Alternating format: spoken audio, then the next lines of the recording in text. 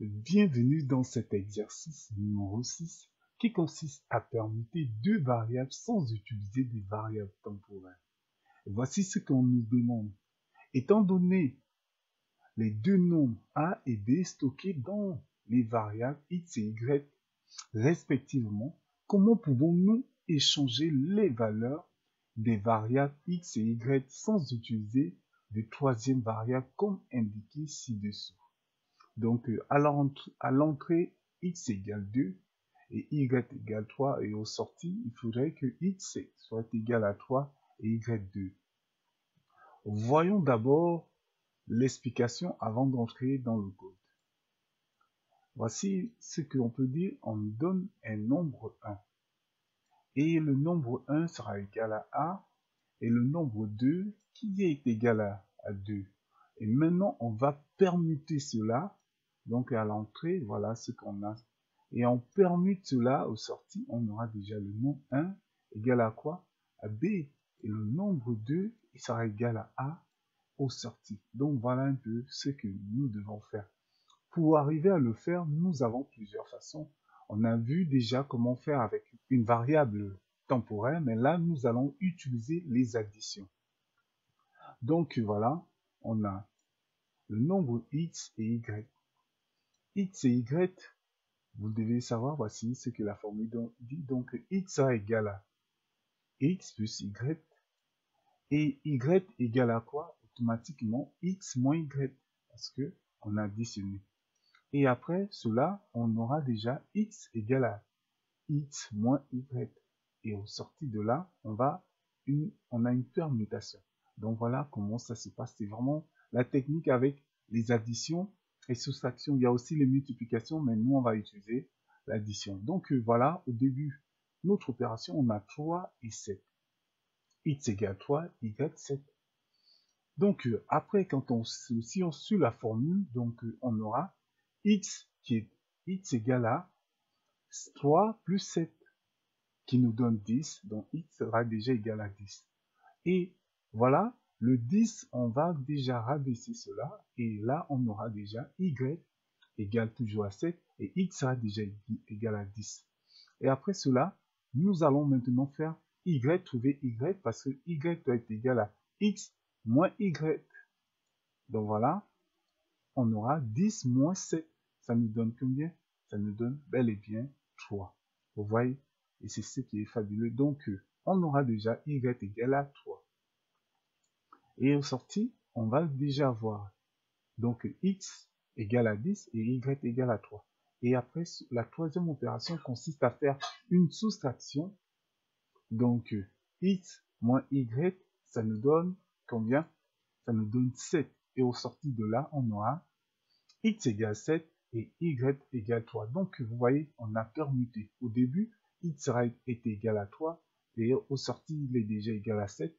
Et y égale 7, et au sorti, on a 3. Donc, trop de bavardage, voyons maintenant le code. Donc, nous allons continuer, voilà, VS Code ouvert. Pour ceux-là qui se rappellent bel et bien, au challenge précédent, on a utilisé ceci, là, entrer le nombre 1, entrer le nombre 2. Donc, voilà, il y a quelque chose que je voulais souligner, qu'on n'a pas souligné dans les démonstrations, c'est les exceptions. Il peut arriver que la personne met le même nombre. Qu'est-ce que nous allons faire? Et c'est là où, donc, qui est vraiment important à gérer cela, parce qu'une personne peut mettre 0 et 0. Comment vous pouvez permuter, vous allez savoir. Donc, voilà, moi, je vais faire une condition, if $number. Donc, si le nombre 1 est égal au nombre 2, $nombre 2, donc, qu'est-ce que nous allons retourner? Nous allons juste retourner quelque chose de vide, voilà. Dit que bon, c'est vide. Ou bien si vous voulez, vous pouvez mettre un message, dire que non, on ne peut pas me permuter un même nombre. Voilà. Bon, moi, je vais renvoyer quelque chose de vide. Donc, voilà. Et après cela, nous avons bel et bien, quand on avait je vais permuter déjà. Bon, avant de permuter, voilà ce qu'on va afficher. Nombre 1 avant permutation est ceci. Le nombre 2 avant permutation est cela. Donc, voilà ce que nous avons déjà. Qu'est-ce que nous voulons déjà? Nous allons maintenant permuter sans utiliser une troisième variable. Qu'est-ce que nous allons faire? Donc, on va d'abord trouver le nombre 1. Vous allez voir. Donc, le nombre 1, pour ceux-là qui se rappellent de ce qu'on a dit qu'il est égal à $number1 plus $number 2. Donc, voilà. Et comment trouvons-nous déjà le nombre 2? Bel et bien sûr, le nombre 2 sera déjà égal à... Parce que le nombre 1 déjà, on sait bien sûr que c'est déjà quelque chose de number 1. Donc, le nombre 1 moins, vous voyez là, le nombre qu'on avait, le nombre 2. Vous voyez là, c'est bon.